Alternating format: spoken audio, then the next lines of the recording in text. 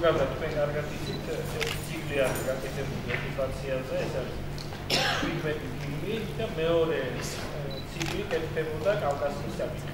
ამის პირველი ფილმი არის გაკეთებული, რომელიც ეხება ოლიმპიადას, ამასვე ჩვენ კავკასიელები და ამ ციკლში კიდევ უნდა გაკეთებულიყო 11 ფილმი, იმიტომ რომ ზოგადად ამ ოკუპაციის საკითხებს ეთნოწმენდას გენოციდს რო შევხედოთ, იყო ესეთი რამე, აღმოსავლეთ ევროპაში რაღაცა ხდებოდა მძიმედ, საბჭოთა კავშირის რესპუბლიკებში ის ხდებოდა უფრო მძიმედ და ჩრდილო კავკასიაში ის ხდებოდა გაცილებით. და ესეთი გრადაცია არსებობდა და სწორედ ეს გვინდოდა გვეჩვენებინა მთლიანობაში. 4 ქვეყანამ თქვა უარი და არ ჩავიდა. და ეს ისტორიები ამ ოლიმპიადასთან დაკავშირებით არის საიმ ფილმში, რომელიც თქვი არის მეორე ციკლი, სადაც არის საუბარი უნდა ყოფილიყო კონკრეტულად კავკასიის საკითხებზე. და ეს ჩერქეზების გენოციდი ნაწილობრივად არის იმ ფილმში გაკეთებული. მეტიც არ გამოვიდა მაშინ, თორე ჩვენ გვინდოდა გავუკეთებინა მხატვრული ფილმიც სინამდვილეში რა ხდებოდა ჩერქეზებთან დაკავშირებით, იმიტომ რომ 95% ჩერქეზების ზუსტად აი ტბაადაზე, კლასნაეპალიანაზე იქნა ბოლო ბრძოლა, იქ გადაიხადეს და ამ დახოცეს.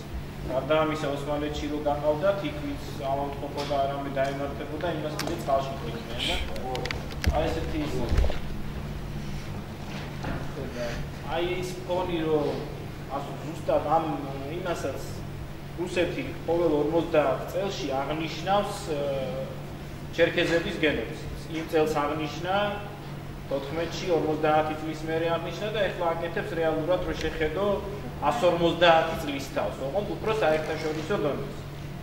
და ესეთ დროს ეს ცალკე ჩერქეზების საკითხი, ცალკე ის რომ ინერტული მასალები გაქონდათ, რომელიც აი საერთაშორისო დონეზე აკრძალულია. ჩვენი ტერიტორიის ოკუპაცია ხდებოდა სოჩაში მობილიზებული სამხედრო კონტინგენტები. მერე ამის გარდა ფაშისტების ოლიმპიადის დროს მაგალითად აი რაც ხდებოდა 36-ში შეაჩერეს ებრაელების ეთნოწმენდა. წარწერები სადაც იყო მოშალეს რაღაცა დროებითი ღონისძიება იყო ესეთი. ეს პუტინი დღევანდელ დღეს უფრო უარესად იქცევა, ვიდრე ჰიტლერი იქცევა. ოკუპაციას აგრძელებს, ეთნოწმენდას აგრძელებს, თვითონ აფხაზების გააღიზიანება იმ დონეზე აგრძელებს ეთნოწმენდას. სახლებს ყიდულობენ, ავიწროვებენ და ასე შემდეგ. თუმცა 50% აფხაზების იქ აღარ ცხოვრობს. საზღვარი გადმოწია 11 კილომეტრი. ამაზე რეაქცია არაფერი არ არის. მეცაც გეტყვით, ახლა რას ყობა შენ ლაპარაკობდი, რომ რატო არ არის ინფორმირებული ხალხი. ეს კიდე ჩვენი მასმედიის ბრალია. აი მე გეტყვით იმაზე შენდეროვიჩმა ერთი სტატია დაწერა რაღაცა ეხო მოსკვის საიტზე და 5 დღეა დოჟდი ამ საკითხს არჩევს და მიდის საუბარი ამაზე, რომ აი რა მოხდა, როგორ იყო, რატო ისა და შეადარა ფაშისტური ოკუპაცია, ფაშისტური ოლიმპიადა ერთი სპორტსმენის და შეადარა დღევანდელი ოლიმპიადა. აი ერთი შტრიხი გაავა. მე არ გეუბნები ფილმში რამდენი შტრიხია გავლებული და ჩვენთვის რამდენი შტრიხია. ამაზე არც ერთი გადაცემა არ გაკეთებულა. ჩვენი ორიენტაციის, ნეიტრალური ორიენტაციის ზოგადად ეს მეორე ის არის საზოგადოებას ეს არ აინტერესებს. ეხლა რაზეა ეს? აი 56 მეტრ რო უყურებ. იგივე ფინეთზე ფილმი რო არის. იქ თაობა არის, რომელიც გიყვება ამას რა. აი ეს კაცი რომელიც ეხლა ის სუსტი ბაბოჩკიანის რაღაცა რომელიც არის იოლმანი კაცი.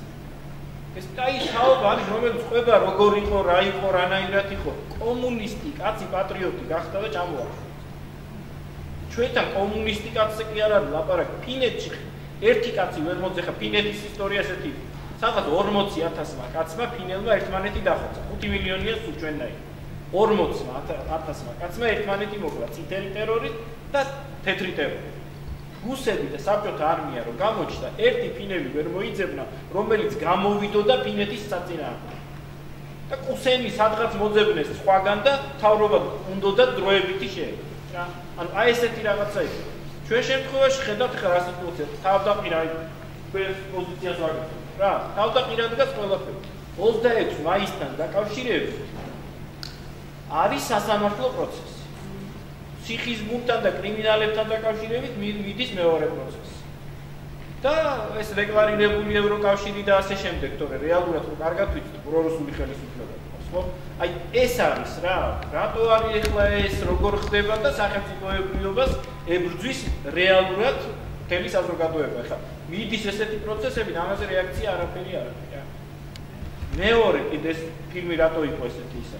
აქ ნათლად ჩანს 2 კვირა რუსეთ საბჭოთა არმიას ეობრეს და მოიგებდნენ რო ყოფილიყო საერთაშორისო მხარდაჭერა.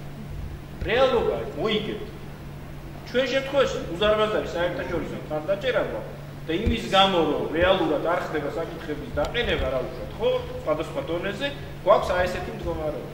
ამიტომ ლაპარაკობ, რას ვამბობთ, ჩვენი აქ მიცავართ და კიდე ჩვენი მომხრეების ეს მუხტი კი არ იცლება. მეტი ცოდნა და მეტი ინფორმაცია ჭირდება, რომ სხვაგან მიხვიდე და უთხრა, აი ეს ნახე, ეს შეადარო, ეს გააკეთო, რომ დაძრა ეს მუხტი, რომელიც არსებობს. მეორე სოციოლოგიურად ცნობილი ფაქტია რა, რომ თუ სადღაც 7% მაინც გიჭერს მოსახლეობის, ამის მობილიზებას ახდენ იდეურად დატვირთ და ასეთ შემთხვევაში ყველა ომს იგებს. აი იმის გაკეთება შეიძლება, რომ 7%-ზე მეტი ყოველთვის არის, რა. აი ეს მობილიზება რომ მოხდეს და ეს ადამიანები შეაიარავ იმ ცუდითაც, რაც მოხდეს. ამ ფაქტებს შელამაზება არ ჭირდება. აქ ვერ შეცვლი იმას, რაც იყო, აი ეს იყო სინამდვილე, რა. აქ ჩვენ არ უყვებით ამას. აქ თვითმყინველები ყვებიან, რაც იყო და ყველა ფილმში 17-ვეში ეს, 15-ვეში ეს არის.